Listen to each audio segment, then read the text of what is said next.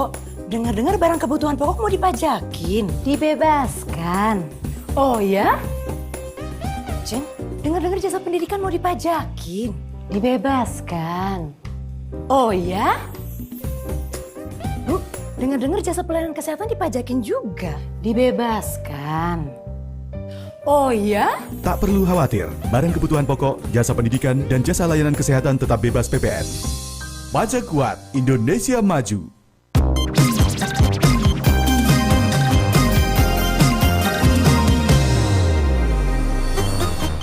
Sekarang wajib pajak orang pribadi diberi kemudahan karena NIK sudah berfungsi sebagai NPWP. Jadi, aku harus bayar pajak juga. Belum dong. Tunggu kamu berusia 18 tahun dan sudah memiliki penghasilan ya. Ya, kewajiban membayar pajak hanya berlaku untuk orang pribadi yang berusia 18 tahun ke atas dan berpenghasilan di atas PTKP. Pajak Kuat, Indonesia Maju. Madam, saya minta di Terawang. Apakah usaha kecil saya bisa sukses? Apakah saya bisa cuan? Madam, Hah? Cuan? Kamu pasti bisa cuan. Karena omset sampai 500 juta tidak kena pajak. Mulai tahun pajak 2022, orang pribadi, pelaku usaha mikro dan kecil dengan omset sampai 500 juta tidak dikenakan pajak penghasilan. Pajak Kuat, Indonesia Maju.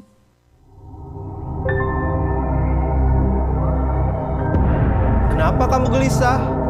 Apakah karena wanita? Tahta? Harta? Tenang, ada program pengungkapan sukarela dari Direktorat Jenderal Pajak. Ya, manfaatkan program pengungkapan sukarela berlaku mulai 1 Januari hingga 30 Juni 2022. Program pengungkapan sukarela, gotong royong adil setara. Pajak Kuat, Indonesia Maju.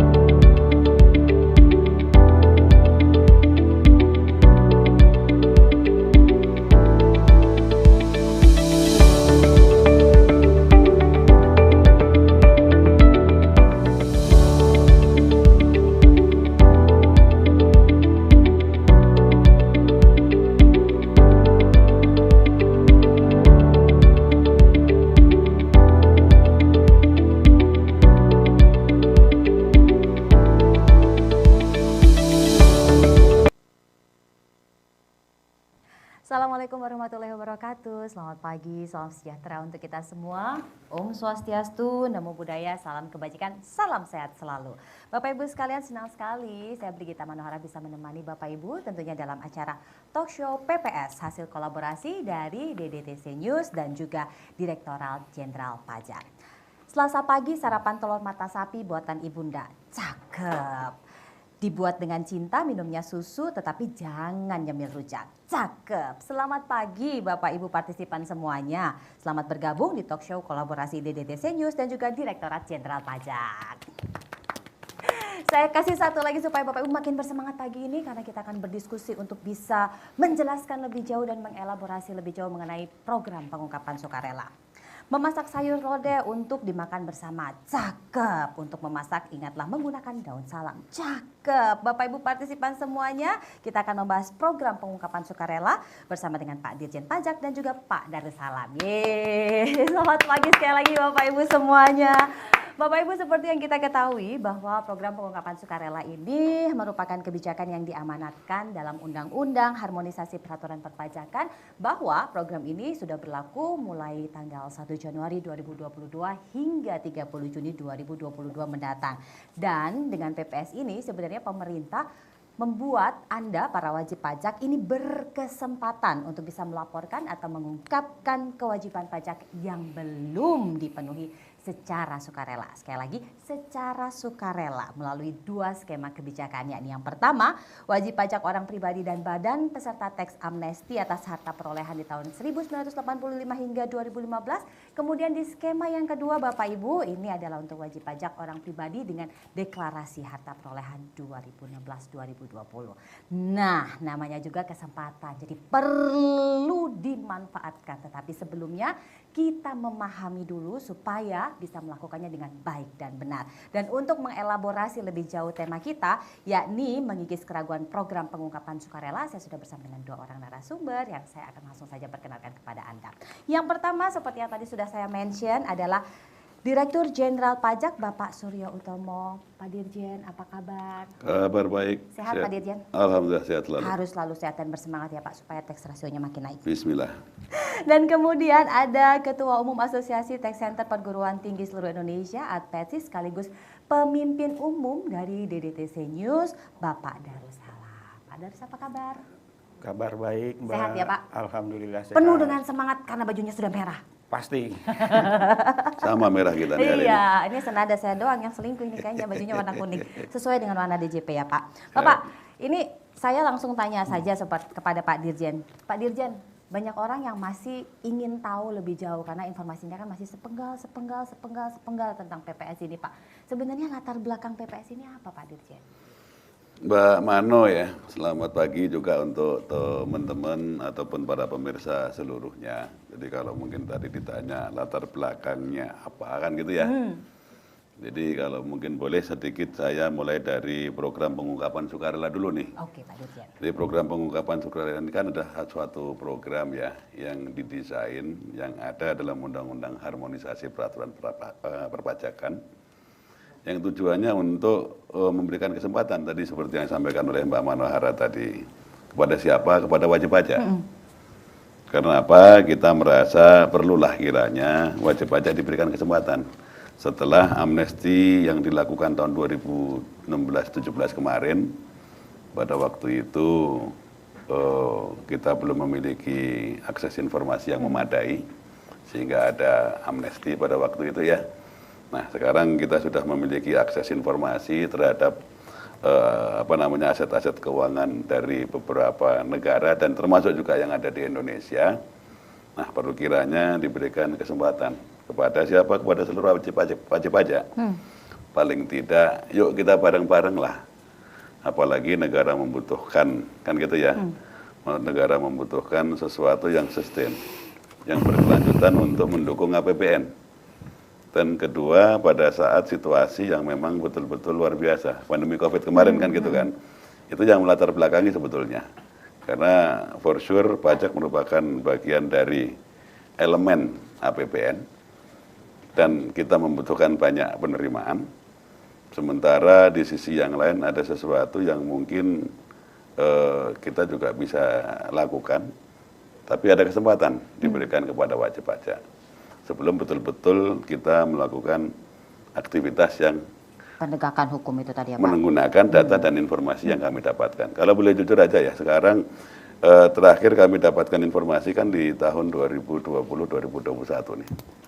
Udah kita dapatkan kan gitu ya kira-kira ya.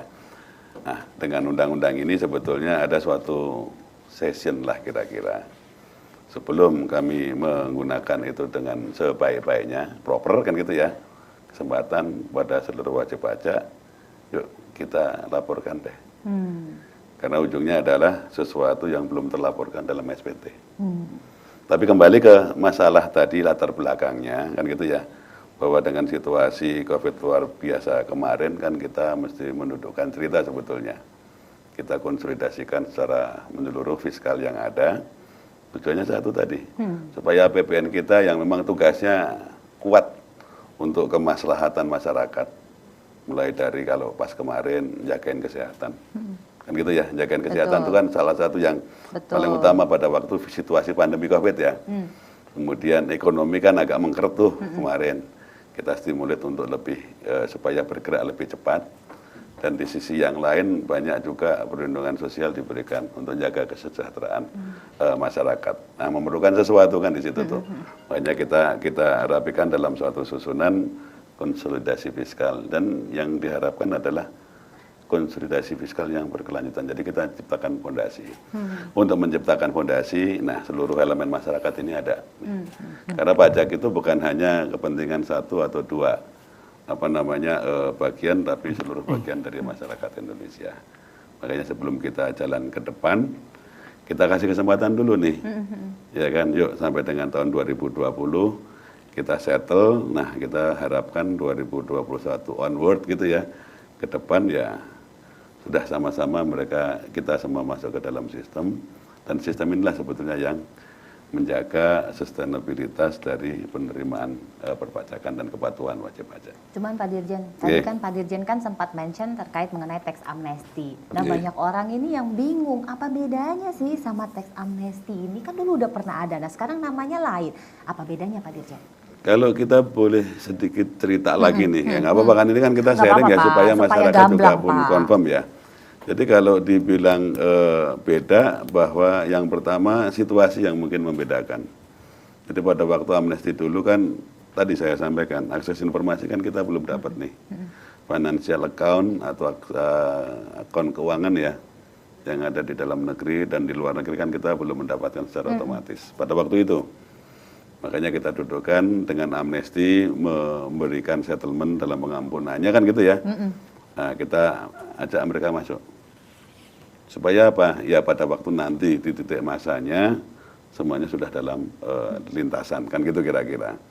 Ini yang pertama tuh. Jadi pada waktu itu kami belum mendapatkan. Nah, yang kedua, kalau kita bedakan dengan PPS ini, situasi tahun 2020 tadi saya sampaikan, kita sudah mulai mendapatkan nih.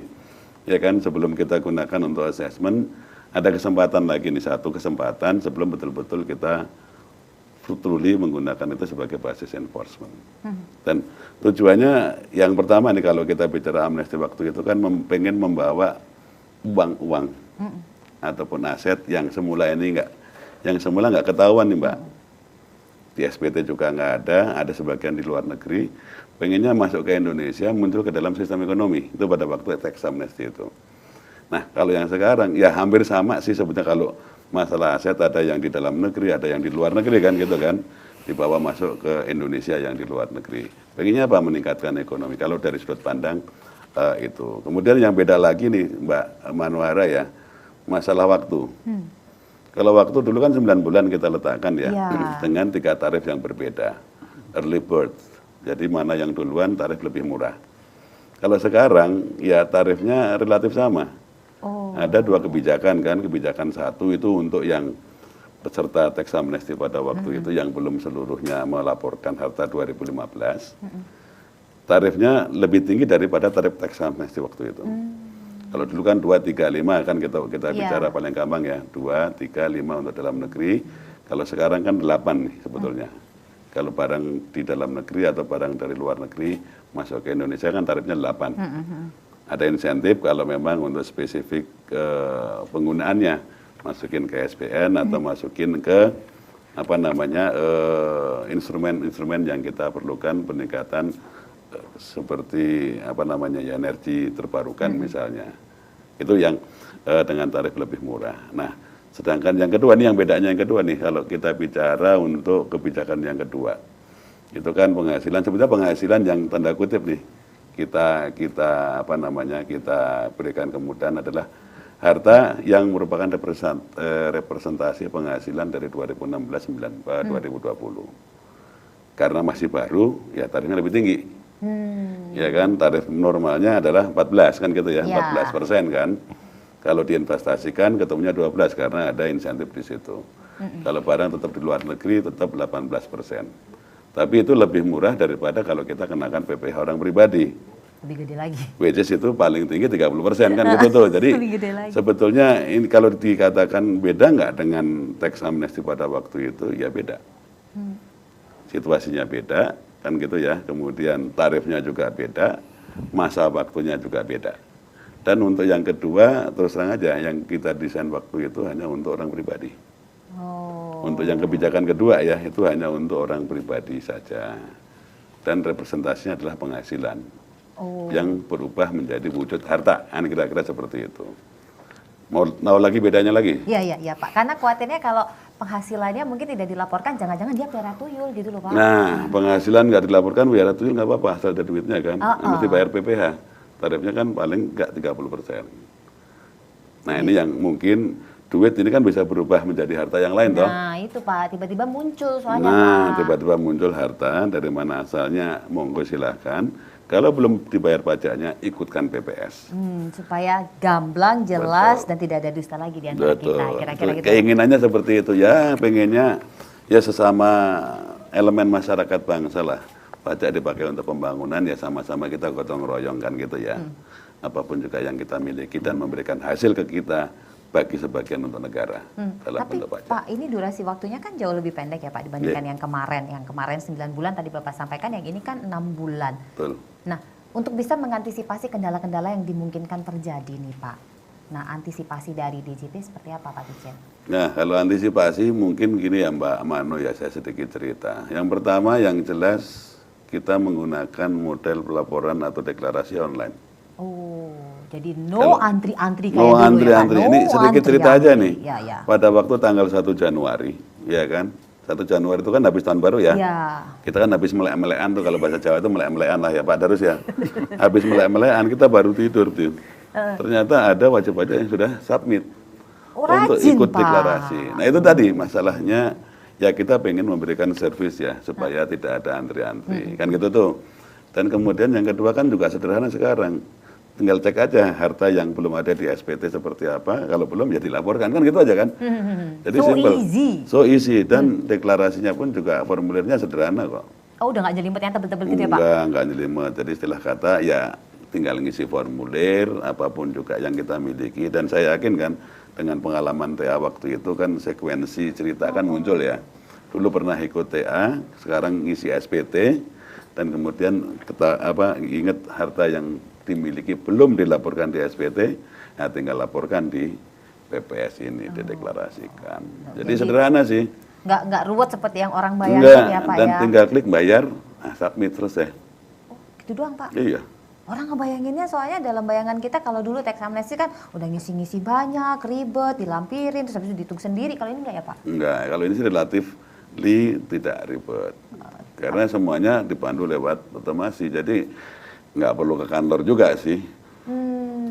Gitu, jadi simple gitu loh. Pak Dirjen tadi sempat declare juga menyampaikan Pak Dirjen ini bahwa membangun pondasi. Apa ini adalah upaya untuk bisa mendiversifikasi atau meluaskan wajib pajak yang selama ini kadang-kadang objeknya ini masih kurang, apakah supaya itu atau ada yang lainnya Pak Dirjen dari PPS ini? Kalau boleh, makanya saya tarik tadi mundur sedikit ya, bahwa pajak itu kan untuk menjaga keberlanjutan APBN, kan gitu tuh. Jadi ya kita perlu untuk memastikan bahwa yang subject to tax should be tax, kan gitu kira-kira kan, yang merupakan objek pajak mesti harus dipajakkan, kan gitu tuh kira-kira bahasa sederhananya kan gitu tuh. Jadi bagaimana kita memperluas basis, karena secara natural pajak itu kan manifestasi dari kegotong royongan, ya kan, kegotong royongan siapa? Ya yang ada di Indonesia, penduduk Indonesia. Jadi kalau memang mendapatkan penghasilan di atas PTKP ya hukumnya menurut undang-undang membayar pajak penghasilan. Yang jualan barang kena pajak, ya hukumnya dia mengut PPN kan gitu tuh. Yang punya aset tanah dan bangunan wajib bayar PBB kan logikanya seperti itu. Nah inilah salah satu di antara cara kita sebetulnya sih. Yuk kita bareng-bareng kita letakkan fondasi, apalagi sistem administrasi kita juga lagi kita perbaiki ya. Dalam rangka reformasi perpajakan yang kami lakukan. Jadi di samping policy tadi, undang-undang saya katakan sebagai policy untuk meletakkan fondasi, karena APBN harus tetap jalan terus. Jadi bukti kehadiran negara kepada masyarakat kan bagaimana menggunakan APBN untuk pembangunan kan gitu ya. Nah salah satu sokok gurunya adalah penerimaan pajak. Nah kepengennya kan meningkat nih, apalagi nih, saya masih punya PR bagaimana meningkatkan tax ratio. Nah. Di Indonesia ini yang salah satu bottom line kita ya. Kenapa kok kita menciptakan fondasi yang lebih solid, wujud kegotong royongan, dan ujungnya nanti adalah bagaimana menciptakan tax ratio meningkat.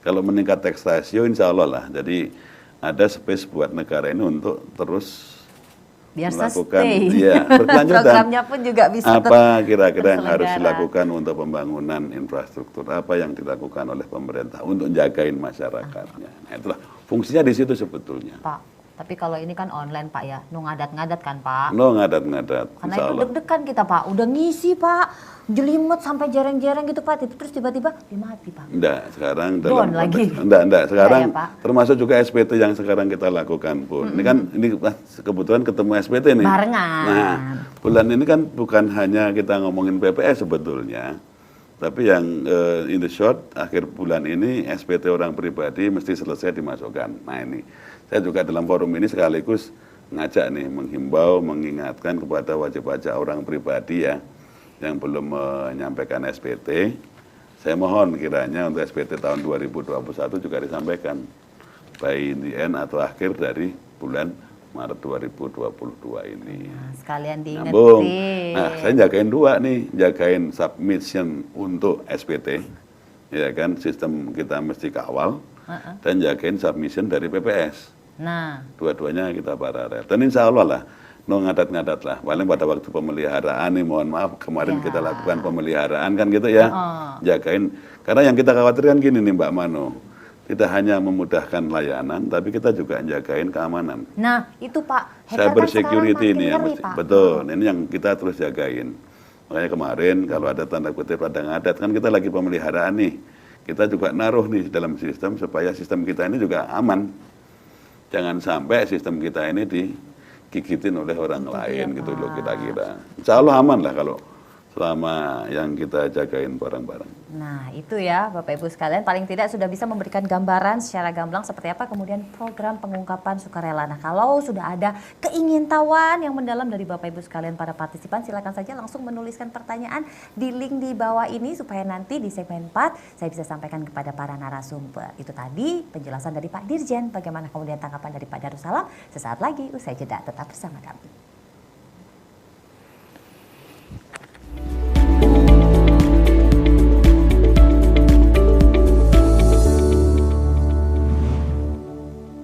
Pok, dengar-dengar barang kebutuhan pokok mau dipajakin. Dibebaskan.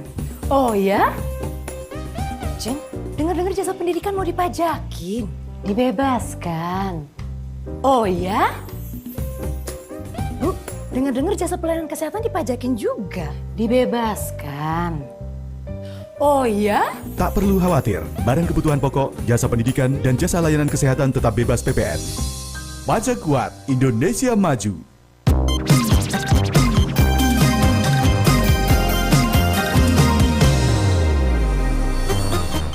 Sekarang wajib pajak orang pribadi diberi kemudahan karena NIK sudah berfungsi sebagai NPWP. Jadi, aku harus bayar pajak juga. Belum dong. Tunggu kamu berusia 18 tahun dan sudah memiliki penghasilan ya. Ya, kewajiban membayar pajak hanya berlaku untuk orang pribadi yang berusia 18 tahun ke atas dan berpenghasilan di atas PTKP. Pajak Kuat, Indonesia Maju. Madam, saya minta di Terawang. Apakah usaha kecil saya bisa sukses? Apakah saya bisa cuan? Madam, Hah? Cuan? Kamu pasti bisa cuan karena omset sampai 500 juta tidak kena pajak. Mulai tahun pajak 2022, orang pribadi, pelaku usaha mikro dan kecil dengan omset sampai 500 juta tidak dikenakan pajak penghasilan. Pajak Kuat, Indonesia Maju.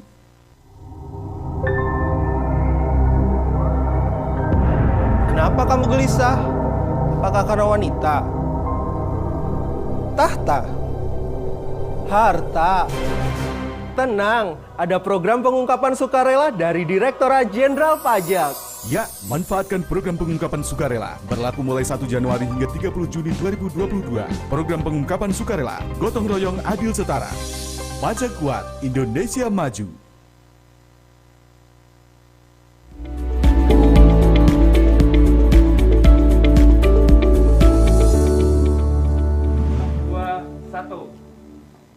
Anda masih mengikuti talk show PPS bersama dengan Pak Dirjen Pajak dan juga Pak Darussalam. Tadi kalau kita sudah mendengarkan lebih jelas mengenai PPS itu sendiri secara latar belakang, harapan dan target, serta upaya untuk mengatasi tantangan. Nah, bagaimana sebenarnya tanggapan dari masyarakat luar?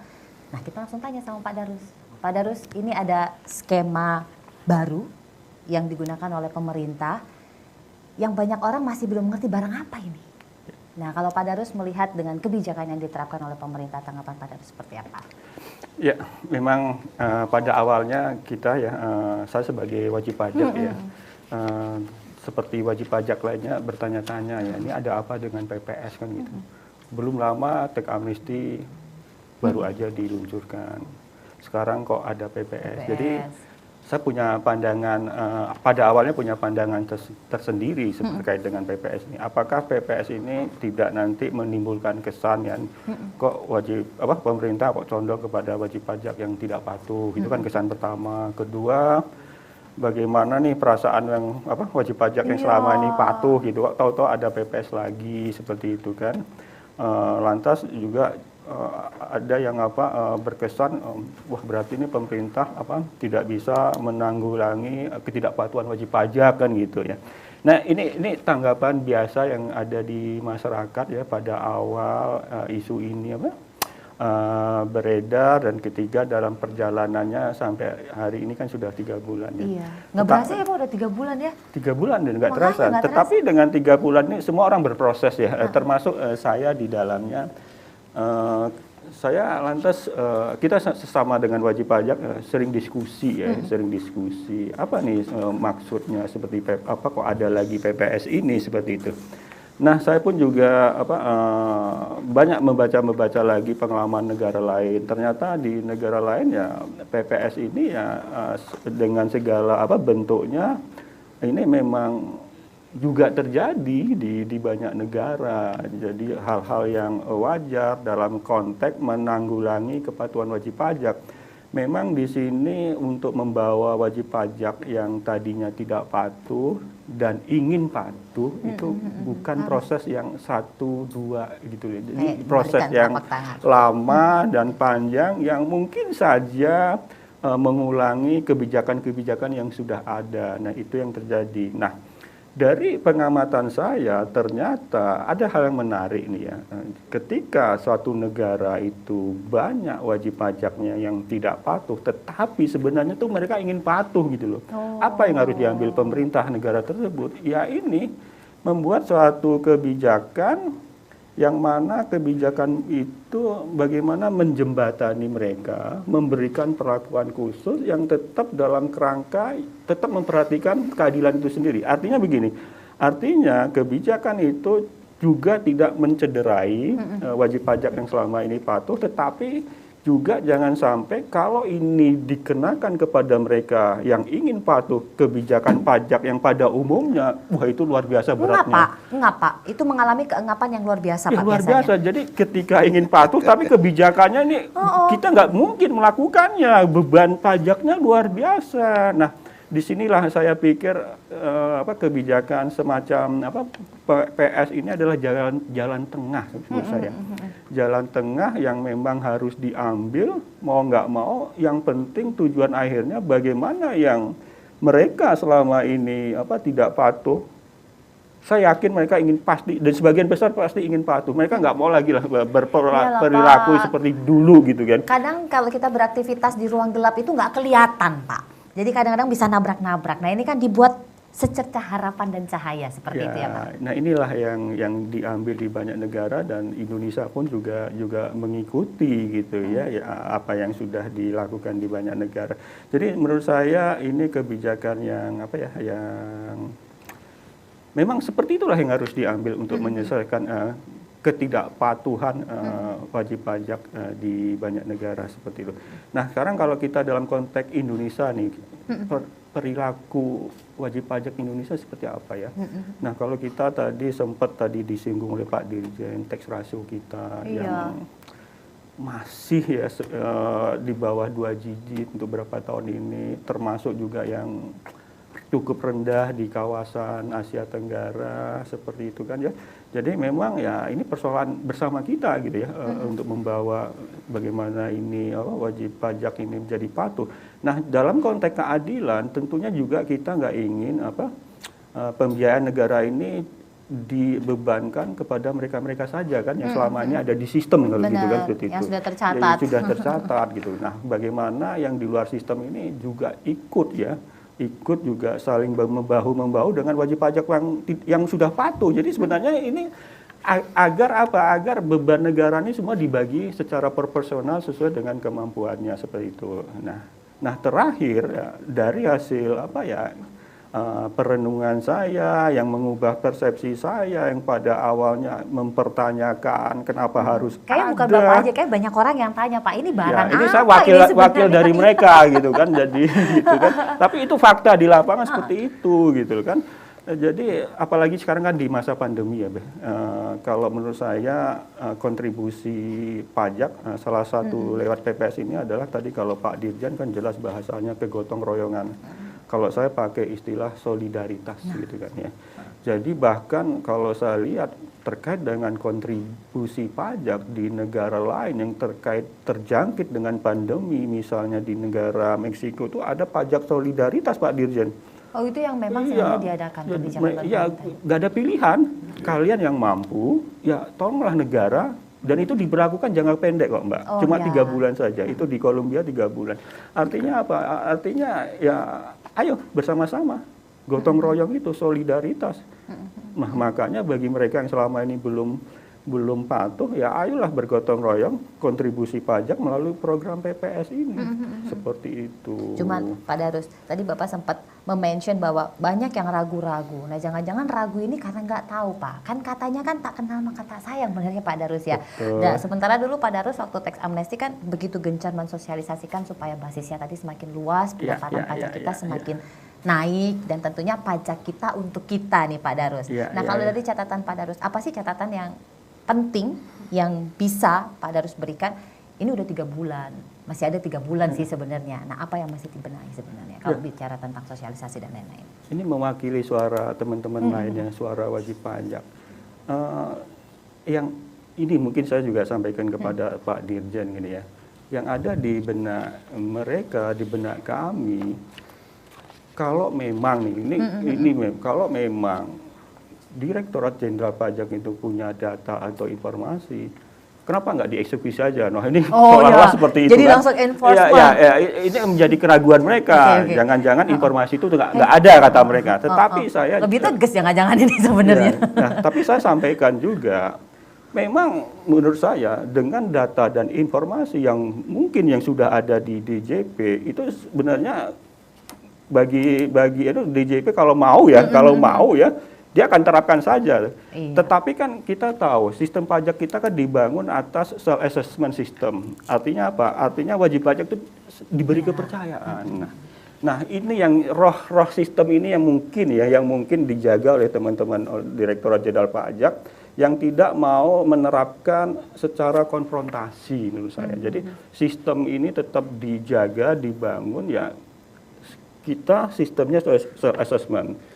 Pajak yang terutang silahkan Anda hitung sendiri. Nah, ketika ini PPS, kita masih beri kesempatan. Kita masih percaya kok kepada wajib pajak untuk mengungkapkan hartanya yang selama ini kalau memang belum dimasukkan dalam sistem, belum diperhitungkan, oke, silahkan hitung sendiri. Baik loh sebenarnya ya Pak Darus mestinya kan seperti itu. Nah, yang inilah mungkin yang belum banyak dipahami. Nah, saya yakin dengan adanya talkshow seperti ini, Dirjen Pajak juga menyampaikan sebenarnya kalau mau sih saya bisa saya aja. dengar Pak Dirjen gitu kan. katanya keliling terus untuk sosialisasi. Ya, tapi pendekatannya bukan pendekatan konfrontasi yang diambil, karena memang kalau kita lihat dalam praktek di dunia ini juga memang pendekatan konfrontasi ini sudah ditinggalkan.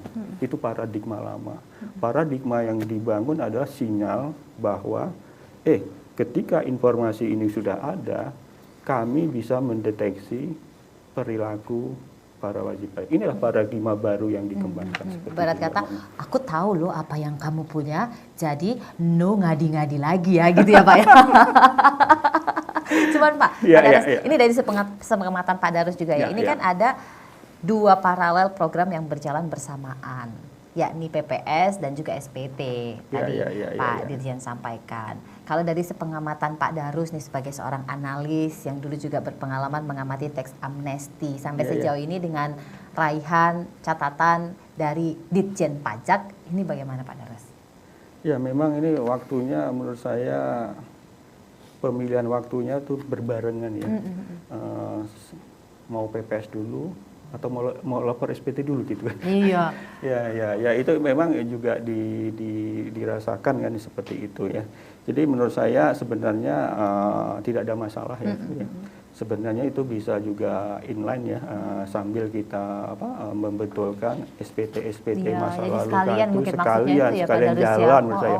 Kalau saya menangkapnya dari sisi itu aja gitu, sekalian satu ini kerja satu tarikan nafas benar Pak Dirjen. Terselesaikan 2 hal ini kan seperti itu. Jadi inline gitu. Jadi menurut saya nggak ada masalah seperti itu ya. Jadi nggak mumet lah ya berkali-kali, nanti ini baru selesai, nanti tambah lagi ini, nanti habis itu tambah lagi ini. Kalau ini kan tuntas tas. Jadi nanti ketika endemi jangan-jangan pengusaha lebih enteng gitu. Benar nggak sih Pak? Kalau dari tanggapan Bapak ketemu teman-teman tuh Pak. Kalau saya memandangnya kesempatan kita bagi kita yang memang mampu secara hitung-hitungan pajak ya, punya penghasilan yang memang di atas PTKP, penghasilan tidak kena pajak ya, pada saat inilah kita akan bisa sampaikan sekalian membantu negara ini mengatasi pandemi. Kalau bukan kita, siapa lagi? Kalau bukan wajib pajak yang siapa mampu, lagi gitu ya. Itu tadi tanggapan dari Pak Darus Salam yang tentunya Anda semakin penasaran bagaimana kemudian kita bisa terlibat dalam program pengungkapan sukarela ini, karena ungkap saja mumpung ada PPS. Sekali lagi Anda bisa mengakses link di bawah ini untuk bisa menyampaikan pertanyaan kepada Pak Dirjen dan juga kepada Pak Darus Salam. Sesaat lagi kita kembali, tetaplah bersama kami.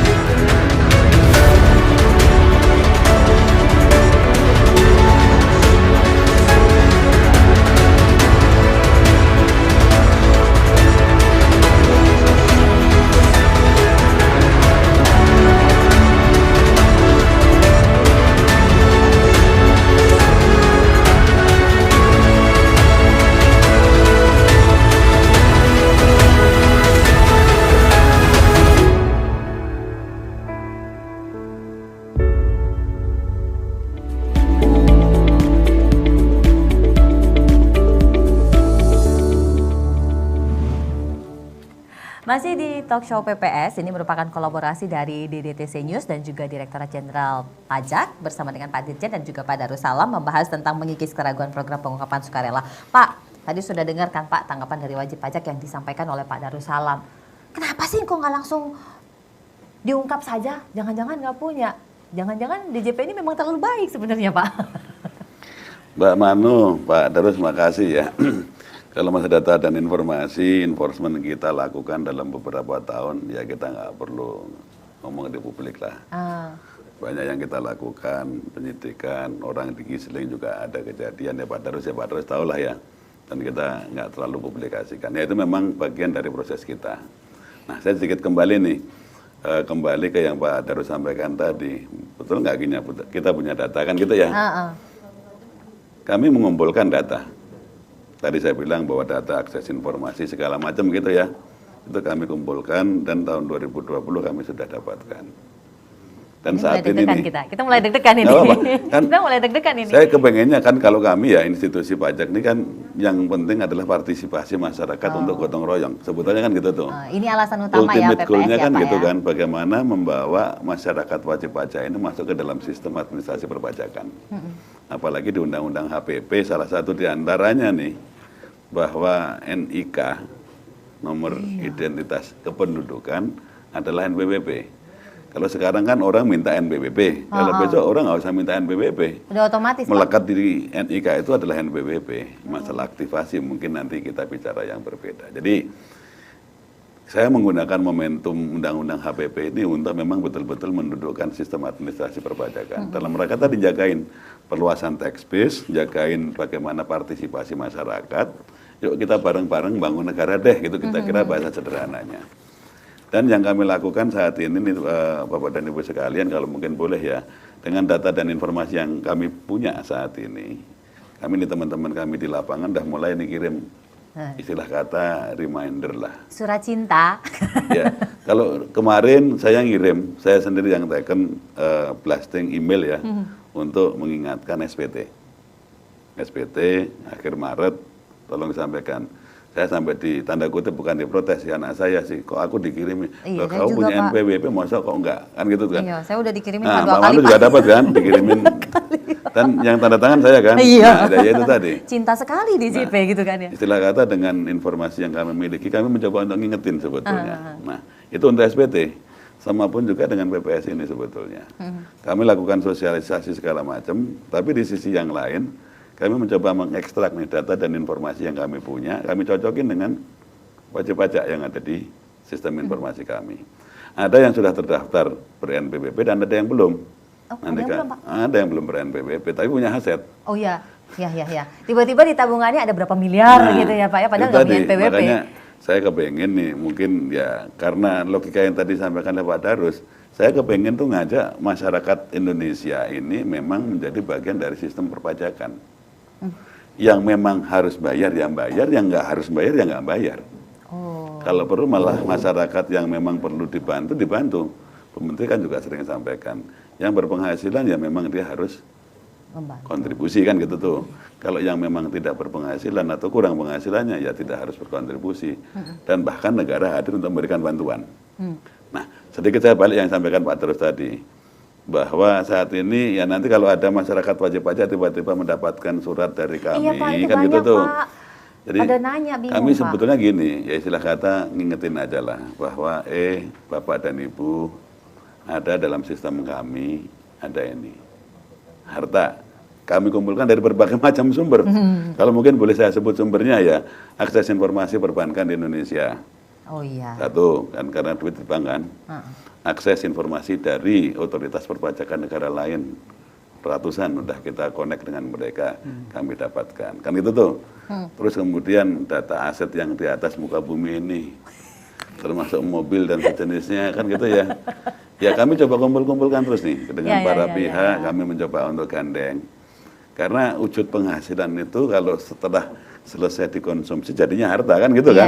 Iya Pak, yang tadi Bapak mention di awal tadi ya Pak. Jadi ujungnya adalah harta. Nah, sekarang kalau ada situasi harta dan kami dapat informasinya, dan ini kita ada program nih kan. Nah, kita honor program ini. Nah, saya ngirimin istilah kata bukan teguran enggak sih. cuman pengingat aja. Ibu Manohara, dalam catatan kami, Anda menyampaikan SPT. SPT ternyata ada ini belum terlaporkan loh. Mumpung ada program PPS, Anda manfaatkan. Kami cuma menyampaikan seperti itu. Jadi kembali sukarela masyarakat wajib pajak tadi. Kalau itu memang aset Anda dan memang belum dilaporkan dan belum dibayar pajaknya sebelumnya, ya mohon. Mumpung ada kesempatan ini kan gitu tuh. Ya. Kalau Ada kemudahan tadi kalau Pak Darus bilang. Betul. Tapi kalau nanti setelah bulan Juni enggak juga, ya Kututup pintu itu ya untuk nggak gitu apa-apa. ya Pak. Program selesai kan, jadi kita kembali ke basis reguler kan. 30% Kami Pak coba Uyan. untuk kembali lagi nih, kapan penghasilan diterima oleh Ibu Manohara, SPT-nya Anda nggak laporkan, ya atas penghasilan itu dibayar pajak penghasilannya. Kan gitu tuh. Simpel kan sebetulnya kan. Jadi tinggal mengkalkulasi, mau kalkulasi yang pakai program PPS ini atau yang setelahnya normal gitu ya Pak Betul. Darus. Jadi makin. Saya nggak menyebutkan berapa jumlah wajib pajak yang Iya, kami iya, kirimkan surat, ya enggak. Ada Pak, saya nerima Iya Pak. kan?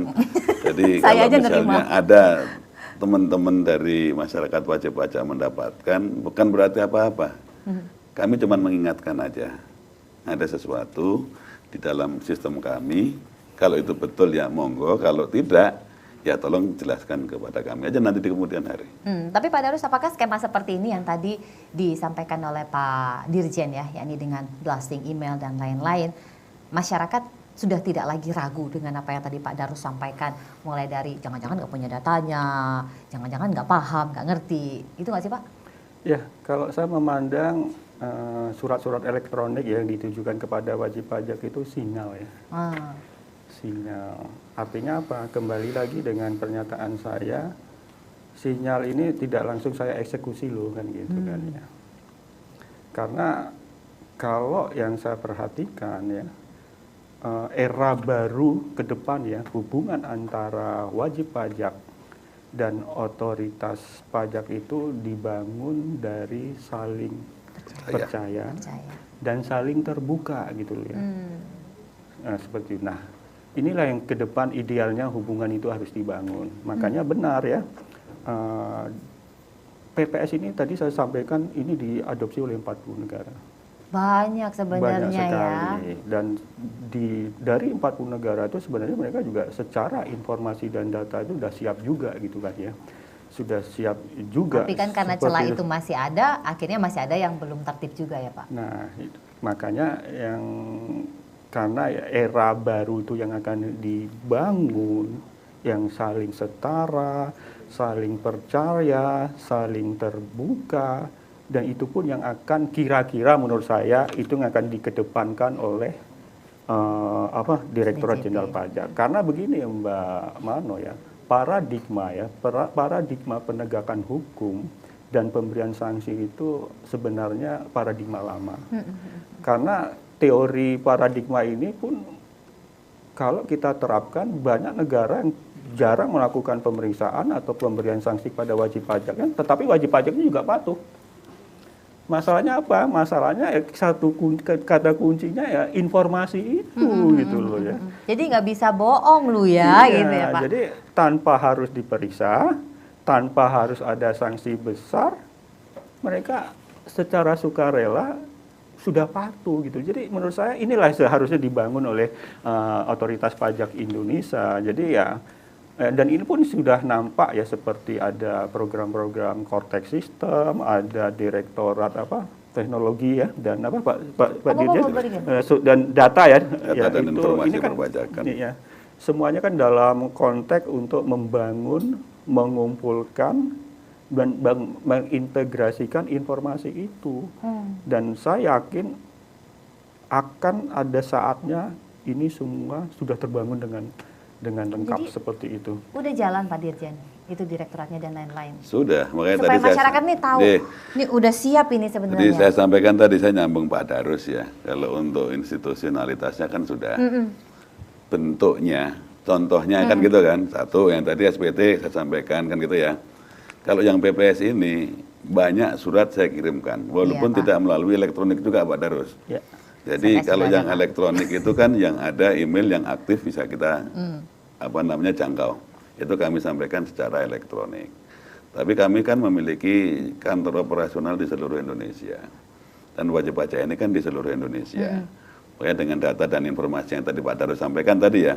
Data dan informasi yang kami miliki tak cocokin dengan SPT nih. Yang disampaikan oleh wajib pajak. Bagi wajib pajak yang memang menyampaikan atau tidak menyampaikan SPT. Termasuk pun juga data dan informasi yang selama ini wajib pajak yang belum berikan PPP.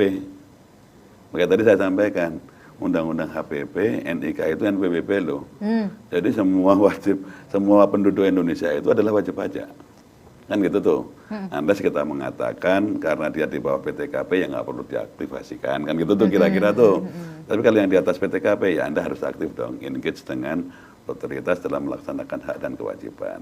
Nah kembali ke yang tadi, seperti apa data, ya tadi kami kumpulkan. Data yang paling sederhana ya data keuangan dari penduduk Indonesia kan gitu tuh. Kita punya Undang-Undang Akses Informasi tahun 2017 ya kalau nggak salah ya. Mulai kita dapatkan, kita sepakat dengan negara-negara mitra itu 2018 awal tuh baru pertama kali kita dapat gitu ya. Nah 2019-20 udah mulai rapi nih. Nah kami gunakan nih siapa punya apa di mana. Nah, itu yang lengkap kami, ya Pak berarti ya, siapa punya apa di mana. Makanya tadi kembali ke rule pertama tadi, bagaimana kami jagain data. Nah, saya balikin lagi nih.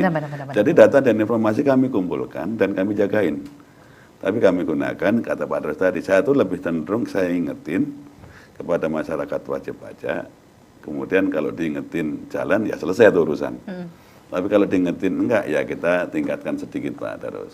Makanya kami membangun di tempat saya nih ya, yang pertama kali dilakukan adalah menghimbau, ya kan, menghimbau dulu kalau bahasa kerennya SP2DK itu lah, surat permintaan penjelasan segala macam itu himbauan sebetulnya.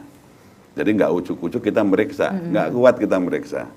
Wajib pajak jutaan kita paling ketemu puluhan ribu orang pemeriksa kan gitu ya, 6.000 memeriksa saya sebetulnya. Nah setelah memang dihimbau enggak ya kita baru meriksa, iya kan. Nah, kalau memang meriksa enggak, ya mungkin penegakan hukum. Kalau memang dirasa ada indikasi tindak pidana di bidang perpajakan. Bandel ya, kalau masih bandel. Itu stagingnya kira-kira kan gitu tuh. Jadi istilah kata ya kita mesti ngukur kan. Karena keinginan kita pengen nih masyarakat masuk ke dalam sistem. Ya, tadi NIK kita taruh, mereka ada. Ini ada situasi PPS 6 bulan, ayo kita bareng-bareng masuk ke dalam sistem. Nah, baru kita cerita nih. Seperti apa kita memberikan kemudahan dan so far ya sampai saat ini semua layanan saya arahkan ke online, tidak hanya PPS, tidak hanya SPT, termasuk minta apa surat keterangan bebas segala macam udah semuanya online. Kami memang pengennya gitu ya semua layanan itu online, memudahkan wajib pajak, nggak perlu datang ke kantor, kalau bisa online kita online kan. Nah itu kira-kira bahasa mengapa kami kok insist ya reform harus jalan gitu ya. Menyeluruh, holistik. Betul. Jadi mudahkan di satu sisi, kita tempatkan seluruh wajib pajak itu dalam field yang sama gitu kan. Kesetaraan tadi yang disampaikan Pak Darus kan muncul di situ tuh trust among others. Trust antara wajib pajak dengan kami itu yang menjadi salah satu model kita sebetulnya. Kami tidak tanda kutip ngawur-ngawur dalam melakukan aktivitas. Jadi kepengennya PPS ini menjadi baseline sebetulnya Pak Darus, Mbak Mano ya, baseline untuk peningkatan kepatuhan kita ke depan. Bisa Pak, dijadikan alat Gitu. motor Pak Darus kalau melihat. Iya, jadi kan begini nih, yang kalau boleh saya sampaikan kan ya. Jadi kita kembalilah ke sistem dasar sistem perpajakan kita kan self assessment. Itu kan intinya memberikan kepercayaan super luar biasa kepada wajib pajak. Monggo Anda hitung pajaknya. Kalau Anda punya kredit pajak, tolong diperhitungkan dapatnya berapa, bayar dan lapor. Nah di sisi lain, bagaimana teman-teman Direktorat Jenderal Pajak itu dapat menilai apakah ini sudah benar atau tidak, kan butuh informasi kan ya. Nah sekarang terkait dengan informasi itu kan sebenarnya informasi yang paling gampang didapatkan itu kan dari SPT dan lampiran-lampirannya yang dilaporkan oleh wajib pajak. Tetapi kan itu tidak gampang. Nah, artinya kan perlu lagi untuk mengumpulkan informasi dari pihak-pihak lain. Itu yang sudah dilakukan Iya, oleh yang DJP sudah ya. dilakukan. Nah, artinya apa ya? Artinya karena ini informasi berasal dari wajib pajak, nah kita diminta untuk mengungkapkan secara sukarela gitu loh. Karena apa? Kalau kita tidak mengungkapkan secara sukarela, ini informasi yang sudah didapat sudah siap loh untuk dicocokkan, nah gitu.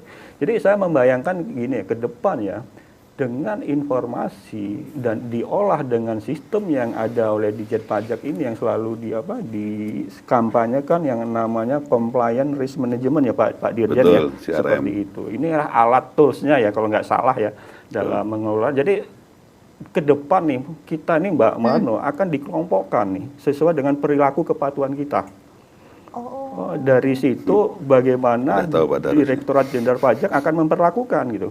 Nah, kalau yang saya tangkap pola perilaku kepatuhan tuh ini secara global ya, secara global itu ada 4 Mbak Mano. Yang pertama, wajib pajak patuh. Mudah-mudahan kita ada kayak di saya, dalamnya Pak. ya. Kalau wajib pajak patuh, bagaimana perlakuan dari Direktorat Jenderal Pajak? Tentunya dilayani kan gitu, diapresiasi. Kedua, wajib pajak yang ingin patuh. Oh, masih ingin. Sebenarnya ingin, Iya, karena ingin. tapi berat seperti yang saya bilang di awal tadi, berat kalau saya untuk patuh tetapi ini kebijakan umum gitu kan, yang nggak mungkin saya nanti bisa tanggung, makanya dibantu PPS inilah salah satu kebijakan untuk membantu membawa wajib pajak yang ingin patuh itu gitu loh. Jadi perlakuannya bagi yang ingin patuh ya coba dibantu gitu kan. Dan yang ketiga nih yang menarik, bisa patuh, bisa nggak patuh. Dia lihat sikon gitu. Oh iya. Kalau DJP-nya nggak punya informasi, saya nggak Ya akan patuh udahlah. gitu. Tapi kalau punya informasi, saya akan patuh. Nah, perlakuan yang bisa dikenakan kepada mereka ya terus diingatkan, terus dihimbau dengan staging tadi yang sudah diungkapkan. Kalau nggak bisa, dihimbau nggak mau ya diperiksa apa boleh buat. Nah, yang terakhir ini wajib pajak yang mempunyai niat untuk tidak patuh nih kan. Oh, niatnya justru malah Ya jelek nih. ada juga nih. Nanti bisa termapping ya perilaku ini. Jadi ada nanti juga kelompok wajib pajak yang memang Waspadalah untuk niatnya jelek. Ya inilah kalau menurut itu yang di banyak negara lakukan ya silahkan melakukan upaya hukum apapun untuk mereka supaya mereka patuh gitu. Jadi nanti saya bayangkan nih jadi kita tuh nanti masuk di mana gitu ya. Tapi saya berharap ya harusnya kita masuk di kelompok wajib pajak patuh, dan bagi mereka yang belum dan ingin patuh sudah ada cara yang kalau sekarang ini melalui PPS itu. Seperti itu Mbak Mano. Kita konfirmasi benar Pak. Jadi deg-degan kita, makanya sekaligus menghimbau supaya ikutilah PPS. Ayo kita patuh kan gitu tuh. Nah, jadi saya sih sepemahaman dengan Pak Darus itu yang sedang kita coba terus ya dalam reform yang kita lakukan ya. Jadi satu sisi kita bagaimana mengajak orang patuh dengan 4 kriteria wajib pajak yang ada tadi.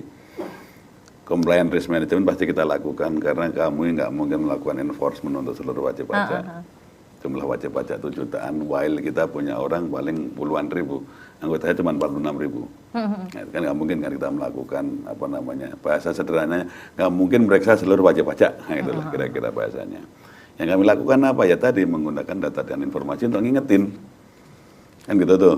Kelompok yang seperti ini ngingetinnya dengan cara seperti apa, kelompok wajib pajak yang tadi berdasarkan compliance risk managementnya, risk management yang muncul karena data yang kita kelola.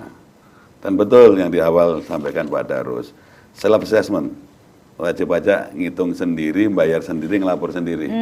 Sampai kami dapat membuktikan bahwa yang dilaporkan nggak seperti itu harusnya. Ujinya apa? Data.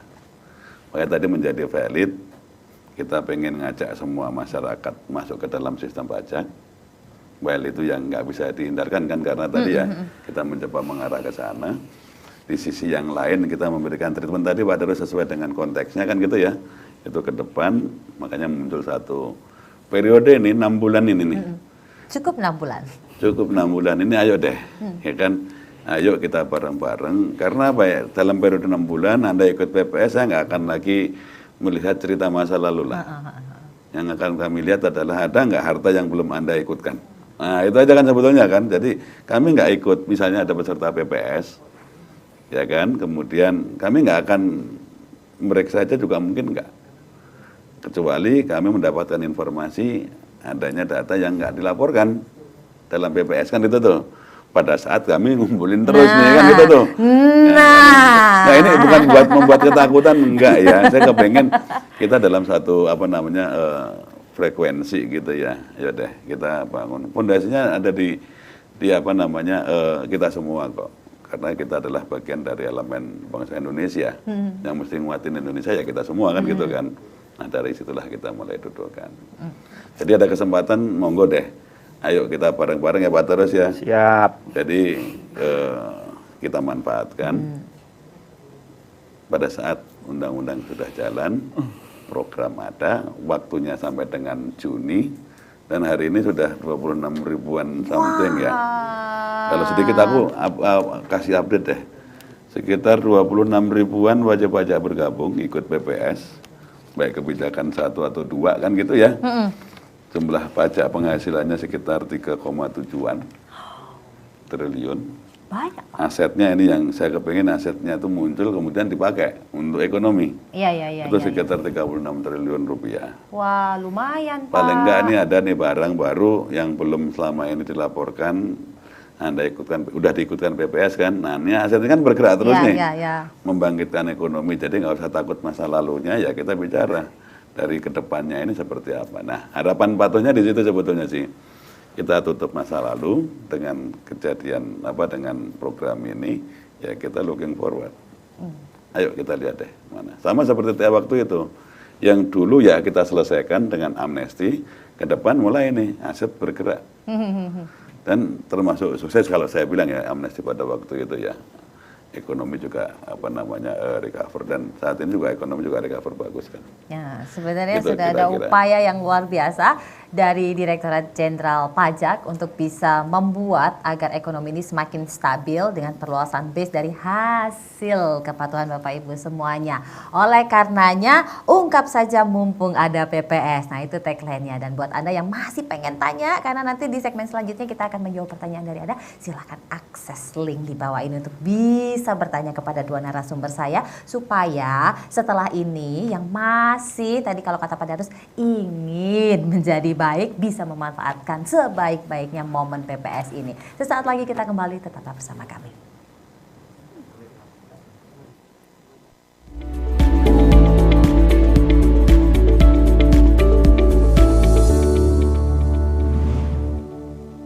Pok, dengar-dengar barang kebutuhan pokok mau dipajakin. Dibebaskan. Oh ya? Ceng, dengar-dengar jasa pendidikan mau dipajakin. Dibebaskan. Oh ya? Bu, dengar-dengar jasa pelayanan kesehatan dipajakin juga. Dibebaskan. Oh ya? Tak perlu khawatir, barang kebutuhan pokok, jasa pendidikan, dan jasa layanan kesehatan tetap bebas PPN. Pajak kuat, Indonesia maju.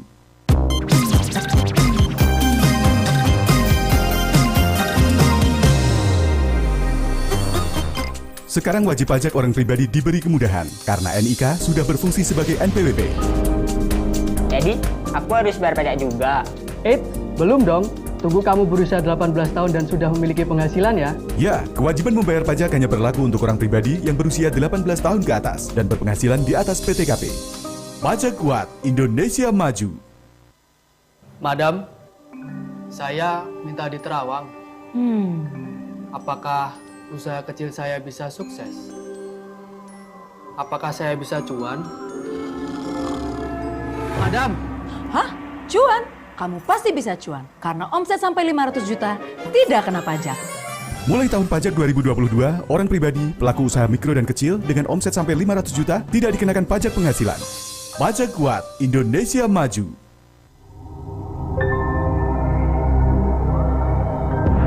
Kenapa kamu gelisah? Apakah karena wanita? Tahta? Harta? Tenang, ada program pengungkapan sukarela dari Direktorat Jenderal Pajak. Ya, manfaatkan program pengungkapan sukarela. Berlaku mulai 1 Januari hingga 30 Juni 2022. Program pengungkapan sukarela, gotong royong adil setara. Pajak kuat, Indonesia maju.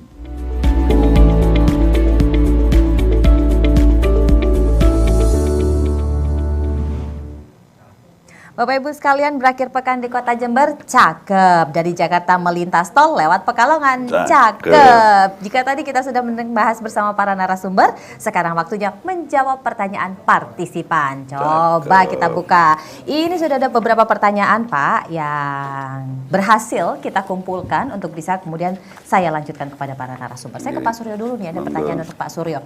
Tadi Pak Suryo sebelumnya juga sempat mention kan Pak tentang perkembangan keikutsertaan. Nah sekarang ini ada yang bertanya Pak, perkembangan keikutsertaan wajib pajak dalam PPS saat ini sampai sejauh mana dan sebenarnya potensinya kalau wajib pajak ini mengikuti PPS seberapa besar? Nah silakan Pak Suryo merespon terlebih dahulu. Terima kasih Mbak Mano ya. Saya mungkin jawab dari potensinya dulu ya. Ya oke Pak. Saya pengennya sih semakin banyak orang ikut semakin bagus.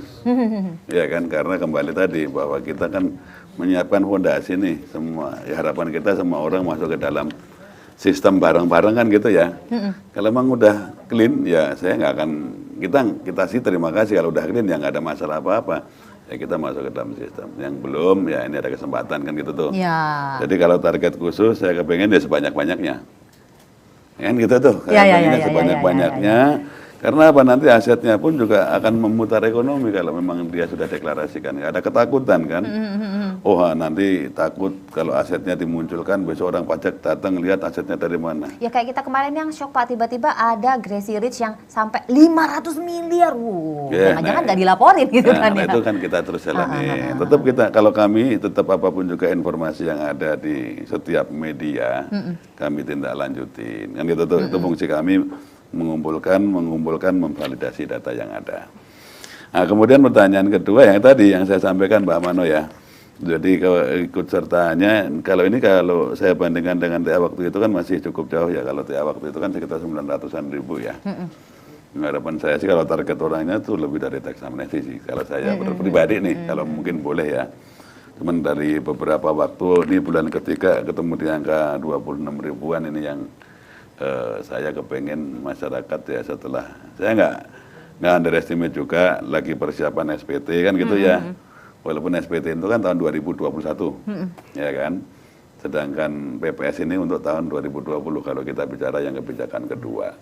Jadi dua situasi yang kira-kira hampir bersamaan kan gitu ya. Saya malah mohon ya SPT kita dorong, PPS kita jalan kan itu tuh. Karena SPT due-nya 31 Maret, PPS masih sampai dengan Juni. Nah, saya kepengen ya lebih banyak lagi yang berpartisipasi. Karena apa? Ya supaya tadi Mbak, satu sisi tenang orangnya, tidurnya nyenyak, iya kan? Jadi kalau suratnya tadi kan kita diskusi surat tadi surat tuh langsung terbayang wajah Pak Dirjen gitu kan, deg-degan kita Pak. Saya ngirimin surat sebetulnya lewat Direktorat Jenderal Pajak gitu ya, dan juga lewat KPP kami. Jadi surat kepada wajib pajak yang tadi. Just reminding, Bapak Ibu, kami punya begini informasinya loh. Nah, kita tapi udah takut duluan, kan, gitu. Udah ini menunjukkan cerita tadi kan, supaya apa ya, supaya yuk pumpung ada kesempatan kita jalanin. Nah harapannya itu yang lebih banyak memberikan partisipasi nantinya. Walaupun nggak semua data dan informasi kami dapat, aku yakin nggak. Duit di bawah bantal kami juga nggak tahu. Iya kan? Pak Darus saya nggak tahu tuh di bawah, di belakang kantornya Pak Darus ada banker yang duit ya walau bisa Bang. Saya nggak tahu karena apa? Nggak direkod dan kami tidak mendapatkan informasi dari perbankan. Tapi kalau yang ada di perbankan dulu di atas 1 miliar kan kami dapat informasinya. Ya minimal itu informasi. Langsung ditarik nggak ketahuan. Kira-kira jadi nggak usah takut, tetap. Ya ini 26.000 sampai dengan hari kemarin kan gitu ya. Dan harapan saya nih Bapak dan Ibu sekalian para wajib pajak ya masih ada 3 bulan lebih 9 hari ya. Ayo deh mari kita bareng-bareng setelah ngisi SPT, ngisi PPS. Kan hidup lebih tenang. Kami nggak ngejar-ngejar kalau memang semuanya sudah terdeklarasikan. Ungkap dengan sebaik-baik. saja mumpung ada PPS, Bapak Ibu sekalian. Saya ke Pak Darus, geser Pak Dirjen. Pak Darus, ini ada yang bertanya, kalau memang PPS itu oke Pak buat saat ini, gimana ya Pak dampaknya buat hubungan wajib pajak dengan DJP ke depan? Udah macam hubungan percintaan aja ini. Ya. Jadi kan tadi saya sempat singgung ke depan akan ada era baru hubungan antara wajib pajak dan otoritas pajak. Nah, era baru itu kan dimulai dan dibangun sejak saat ini dan aktivitas yang kewajiban perpajakan masa lampau. Nah, kewajiban masa untuk dapat membangun hubungan yang harmonis kan gitu kan. Kita kan ingin berharap gini Mbak Mano ya. Saya sebagai wajib pajak ingin nanti ke depan dengan DJP itu ya hubungannya harmonis gitu loh. Saya nggak berharap nanti dapat surat-surat kan seperti itu kan ya. Nah, tetapi kan itu ada syaratnya kan gitu. Syaratnya dan kita harus memberesi kalau memang kita selama ini belum bisa menjadi wajib pajak patuh, kita harus memberesi masa lampau kewajiban perpajakan kita kan gitu. Nah, bagaimana caranya?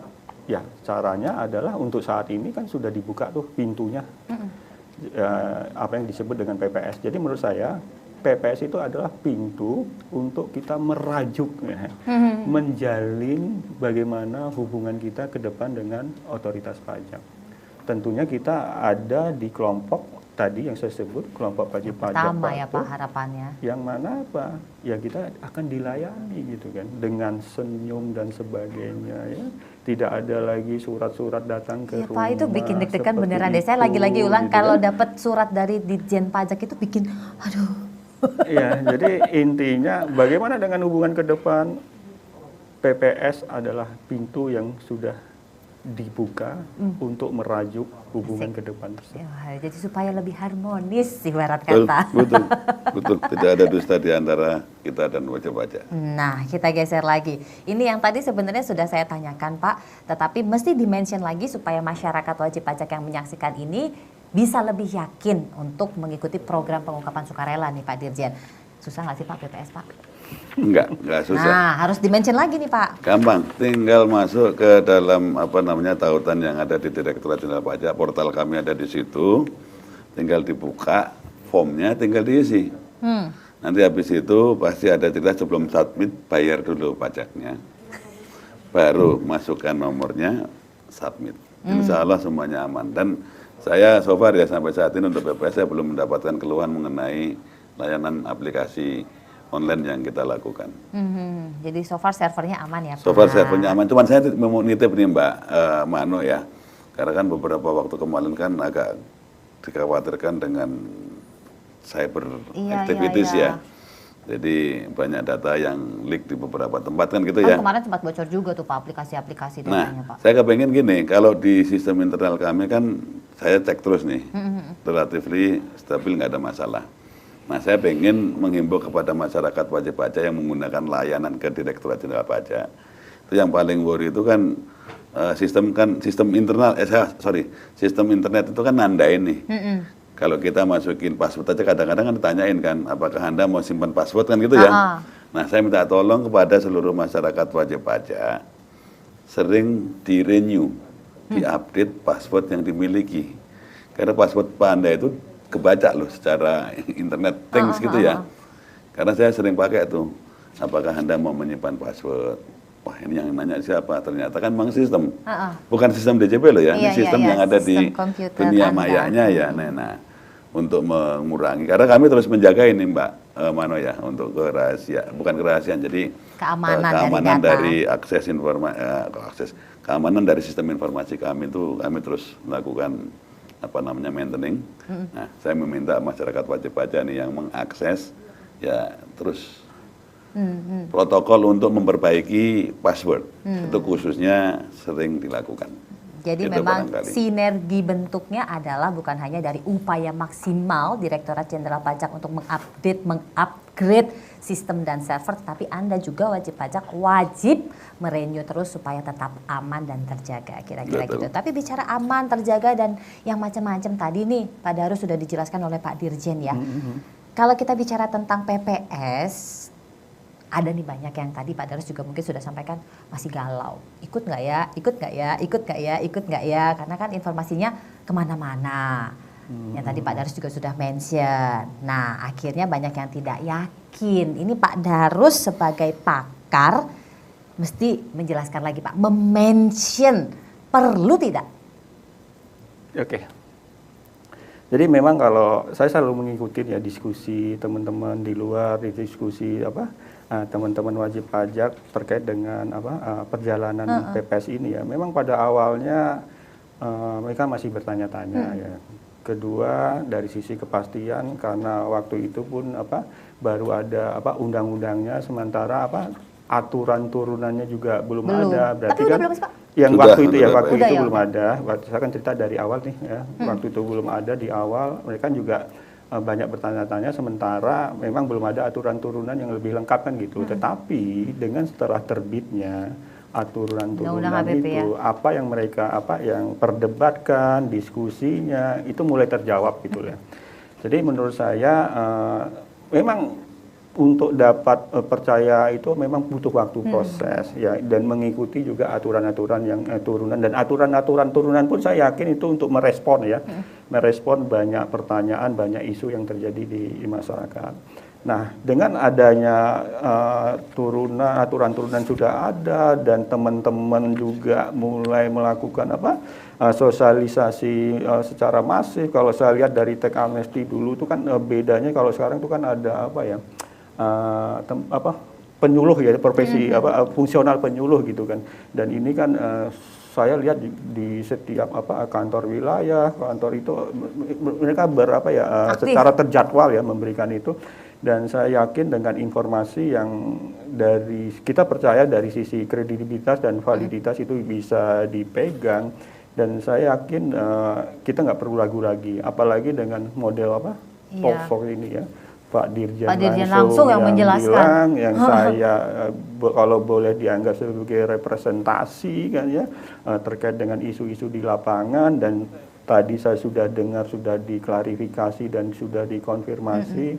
Menurut saya seharusnya tidak ada lagi keraguan, dan ini benar-benar menurut saya kesempatan yang memang diberikan untuk kita bisa masuk kelompok wajib pajak patuh. Mau kapan lagi gitu loh, keburu nanti informasi ini lengkap, seperti itu. Dan saya juga nggak yakin ya kalau sudah informasi lengkap mestinya nggak ada lagi ya, nggak ada lagi kesempatan ini. Ya, ini menurut pandangan saya. Jadi ini karena kenapa sekarang PPS ada, karena memang sejak zaman teks amnesti ya memang kita informasi itu lagi berproses kan gitu kan ya, sehingga ketika memang ini saatnya kita sudah akan punya, dan saya yakin dan mudah-mudahan iya benar ini adalah kesempatan yang paling terakhir, dan itu yang memang harus kita kita respon ya, seperti itu. Segera dimanfaatkan Bapak Ibu. Jadi kalau kemarin teks amnesti masih lewat atau ada penambahan yang belum dilaporkan, entah karena lupa, mudah-mudahan lupa.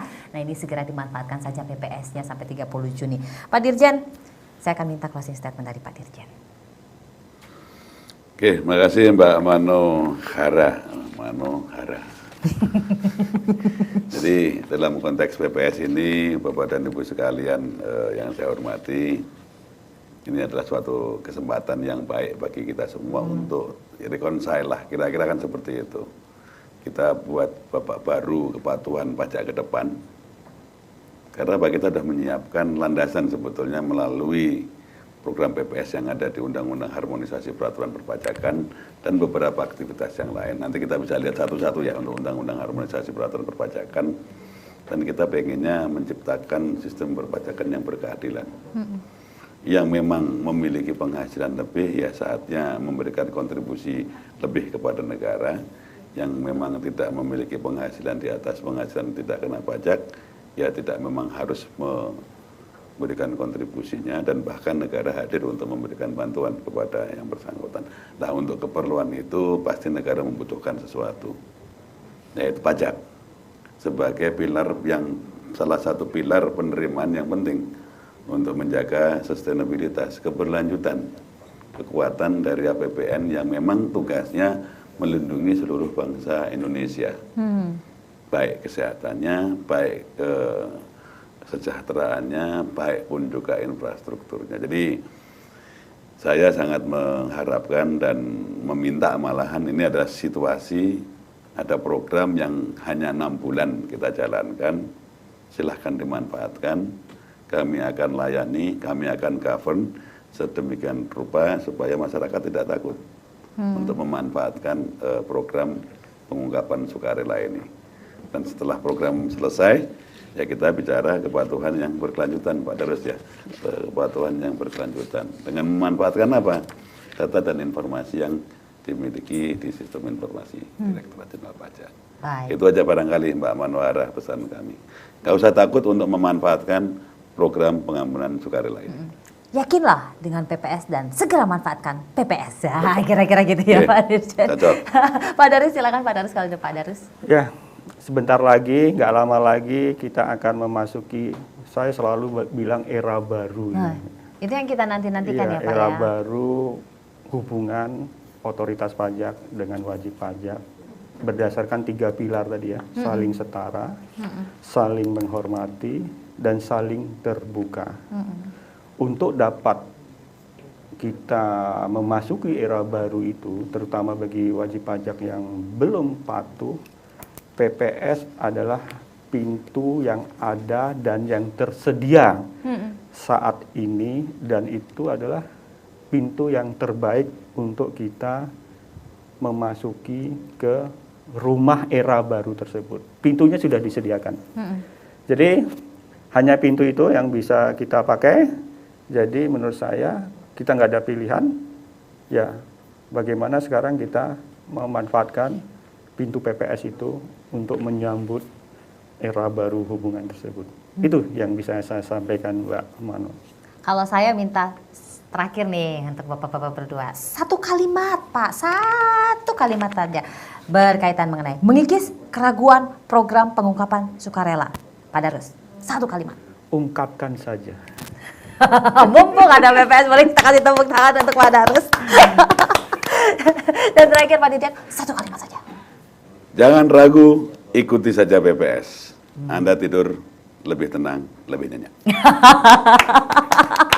Karena itu yang diharapkan oleh para wajib pajak ya, supaya bisa tidur tenang, tidur nyenyak, dan terus bisa berkontribusi bagi bangsa dan negara, karena pajak kita sebenarnya adalah untuk kita juga. Dan mumpung ada PPS, manfaatkan Bapak Ibu sekalian. Jadi kalau untuk Anda, para partisipan yang tadi juga sudah menuliskan pertanyaan tetapi belum saya tanyakan kepada kedua narasumber, tidak usah khawatir Bapak Ibu semuanya, nanti pertanyaan-pertanyaan tersebut akan dikompil dan tentunya akan dijawab melalui website DJP ataupun melalui DDTC. Nanti akan di follow up supaya Bapak Ibu bisa benar-benar teryakinkan apabila ingin mengikuti program pengungkapan sukarela sehingga lebih tenang tidurnya tadi kalau kata Pak Dirjen. Dan sekali lagi saya ucapkan terima kasih Pak Dirjen sudah berkenan menyempatkan waktunya di sela-sela kesibukan, apalagi terus mensosialisasikan SPT dan juga PPS supaya makin banyak kepatuhan ini meningkat dan tax ratio juga makin melejit. Amin. Terima kasih Pak Darus sudah berkontribusi luar biasa sekali bagi dunia perpajakan, tentunya supaya masyarakat makin teredukasi dan makin memahami bahwa pajak ini adalah untuk kita semua, terutama dengan Terima kasih kembali, Mbak. gotong royongan. Sekali lagi Bapak Ibu terima kasih sudah mengikuti acara ini dari awal sampai akhir, karena tadi saya buka dengan pantun maka saya akan tutup dengan pantun. Ketemu Pak Dirjen Suryo Utomo di kantor pajak, cakep. Berdiskusi sambil makan duku, cakep. Segera manfaatkan program pengungkapan sukarela dari Ditjen Pajak, karena pajak kuat Indonesia maju. Satu lagi. Beli kacang mede di Kendari, murah harganya. Cakep. Enak di lidah dan murah harganya. Demikian tadi acara talk show kita hari ini dan semoga bermanfaat. Terima kasih sudah mengikutinya sekali. Terima kasih Pak Dirjen, terima kasih Pak Darus, terima kasih Bapak Ibu semuanya. Sampai jumpa lagi di talk show selanjutnya. Saya Brigita Manohara pamit. Wabillahi taufiq wal hidayah. Wassalamualaikum warahmatullahi wabarakatuh. Om Santi Santi Santi Om. Sampai jumpa. Waalaikumsalam. Salam sehat selalu.